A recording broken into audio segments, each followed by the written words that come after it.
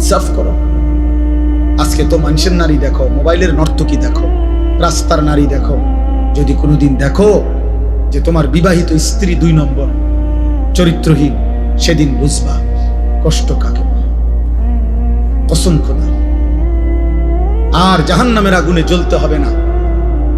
অসৎ স্ত্রী তোমার ঘরে তোমার জীবন আগুন ধরায় দিবে, জাহান্নামের আগুন জ্বালায় দিবে।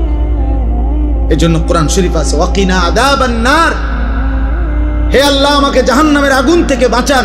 এই আয়াতের হযরত আলী একটা তাফসীর এটাও করছেন, আল মারআতুস সু, এই জাহান্নামের আযাব থেকে বাঁচান বলে উনি বলছেন এটার একটা ব্যাখ্যা এটা যে হে আল্লাহ আমাকে অসৎ নারী থেকে বাঁচান। অসৎ নারী জাহান্নাম, চরিত্রহীন নারী জাহান্নাম,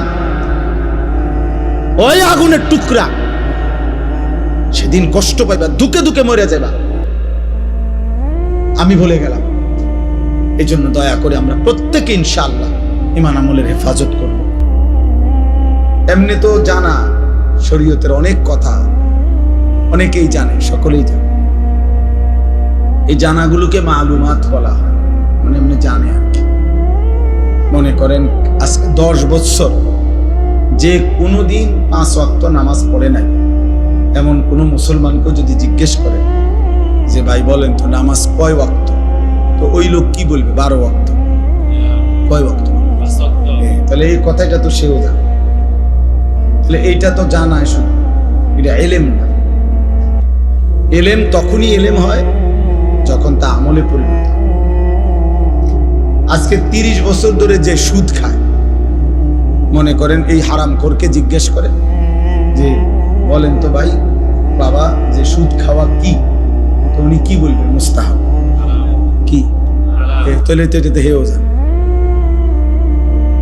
এটা তো সেও জানে। তাহলে এই জানাটুকু তো যথেষ্ট না। এটা এলেম না, এটা মালুমাত, মানে এমনি জানে আর কি, অর্জিত জ্ঞান। কিন্তু এলেম তখনই এলেম হয় যখন তা আমলে পরিণত হয়। এই জন্য আল্লাহর কথা শোনা তখনই সার্থক হয় যখন তার থেকে 2 জিনিস অর্জন হয়, হয় উপদেশ গ্রহণ করা, নয় আল্লাহকে ভয় করা। এতটুকু যদি না হয় কোন রকম, তাহলে ফায়দা হবে। মাহফিল 13তম না 1300তম হইলে কি আয়োজন আজকের এই সমান না, আরো 10টা প্যান্ডেলের সমান, কিন্তু সবাই সবার মতোই রয়ে গেলাম।